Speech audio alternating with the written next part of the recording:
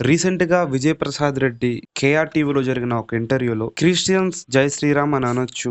దాంట్లో తప్పేమీ లేదు అని ఒక రాంగ్ స్టేట్మెంట్‌ని క్రిస్టియన్స్‌కి పాస్ చేశాడు. ఇతను చేసిన ఈ స్టేట్మెంట్ ద్వారా ఇతన్ని ఫాలో చేసిన అనేక మంది దాంట్లో తప్పేముంది? మనం వాళ్ళని గౌరవించి అనొచ్చు అని కామెంట్స్ పెడుతున్నారు. ఏ జై శ్రీరామ్ అని అనాలి. ఆ పేరు అనకపోతే ఇండియాలోంచి వెళ్ళిపోండి అని మతోన్మాదులు అన్నారని అనాలా?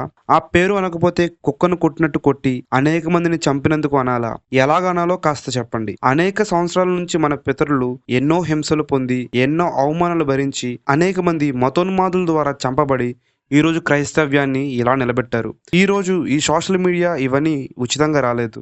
వారి యొక్క ప్రార్థన ప్రయాసమే. ఈరోజు నాకు నలుగురు ఫాలోవర్స్ ఉన్నారని ఏది పడితే అలా మాట్లాడితే ఎలా? అయినా ఇతను ఎవరు క్రిస్టియన్స్ తరపున మాట్లాడడానికి? సంఘానికి మతోన్మాదుల ద్వారా వచ్చే ముప్పేమీ లేదండి. మహా అయితే వాళ్ళు కొడతారు, లేక తిడతారు, లేకపోతే చంపేస్తారు. అంతేగాని వారు మన విశ్వాసాన్ని పెకిలించలేరు. కానీ ఇటువంటి తప్పుడు మార్గం బోధించే బోధకుల ద్వారా క్రైస్తవ్యం కలుషితమవుతుంది. జాగ్రత్తగా ఉండండి. లేఖనములు మనకేమి చెప్తున్నాయో దాన్ని మనం పాటిస్తాం.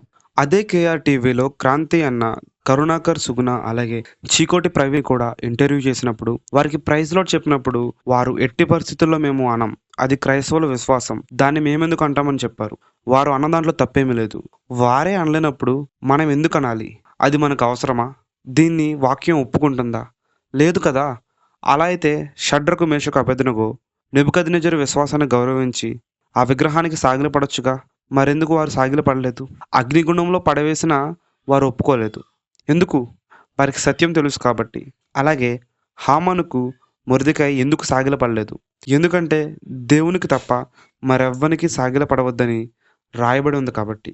వారు మరణానికైనా వెనుదీయక నిలబడితే ఇతరుల విశ్వాసాన్ని జై కొట్టాలని విజయప్రసాద్ రెడ్డి గారి ఫాలోవర్స్ కామెంట్స్ ఎలా పెడుతున్నారో అర్థం కావట్లేదు.